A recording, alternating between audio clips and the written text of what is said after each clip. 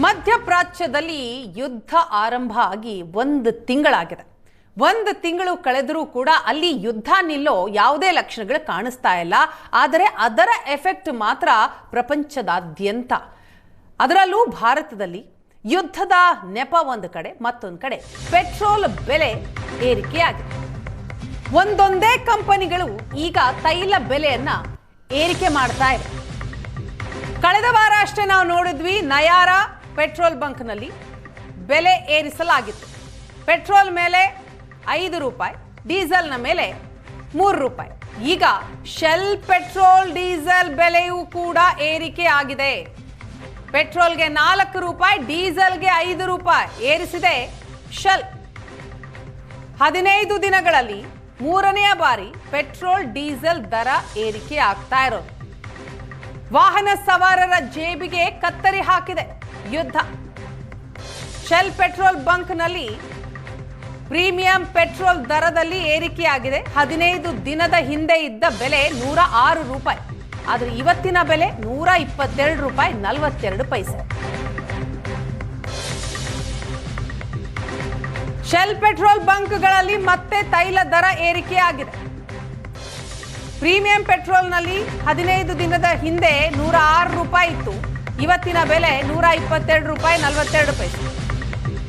Premium diesel 91 ರೂಪಾಯಿ ಇತ್ತು 15 ದಿನದ ಹಿಂದೆ, ಇವತ್ತಿನ ಬೆಲೆ 108 ರೂಪಾಯಿ 50 ಪೈಸೆ. ಈ ರೀತಿ ಶೆಲ್ ಪೆಟ್ರೋಲ್ ಹಾಗೂ ಡೀಸೆಲ್ ಬೆಲೆಯನ್ನ ಏರಿಕೆ ಮಾಡಿದೆ. ಕಾರಣ ಮಧ್ಯಪ್ರಾಚ್ಯದಲ್ಲಿ ಆಗ್ತಾ ಇರೋ ಯುದ್ಧ.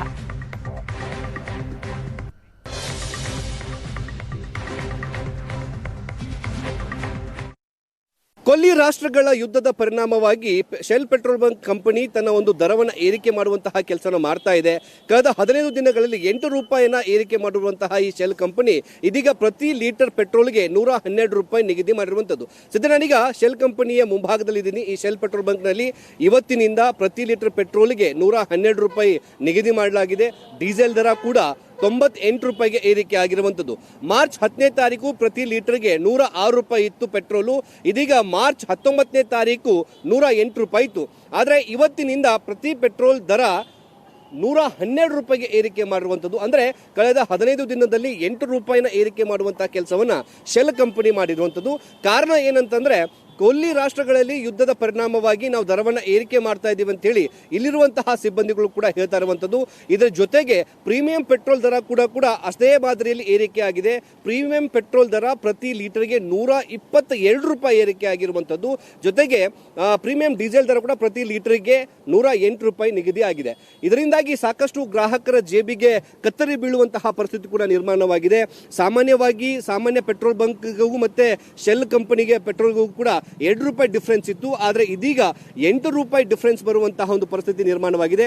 ಇವತ್ತಿನಿಂದ ಪ್ರತಿ ಲೀಟರ್ ಪೆಟ್ರೋಲ್ಗೆ 112 ರೂಪಾಯಿ ನಿಗದಿ ಮಾಡಲಾಗಿದೆ. ಡೀಸೆಲ್ ದರ ಕೂಡ 98 ರೂಪಾಯಿ ನಿಗದಿ ಮಾಡಿರುವಂಥದ್ದು. ಇದರಿಂದ ವಾಹನ ಮಾಲೀಕರ ಜೇಬಿಗೆ ಕತ್ತರಿ ಬೀಳುವ ಹಾಗೆ ಆಗಿದೆ. ಕ್ಯಾಮರಾ ಪರ್ಸನ್ ದೀಪಕ್ ಜೊತೆಗೆ ಮುತ್ತಪ್ಪ, ಏಷ್ಯಾನೆಟ್ ಸುವರ್ಣ ನ್ಯೂಸ್, ಬೆಂಗಳೂರು.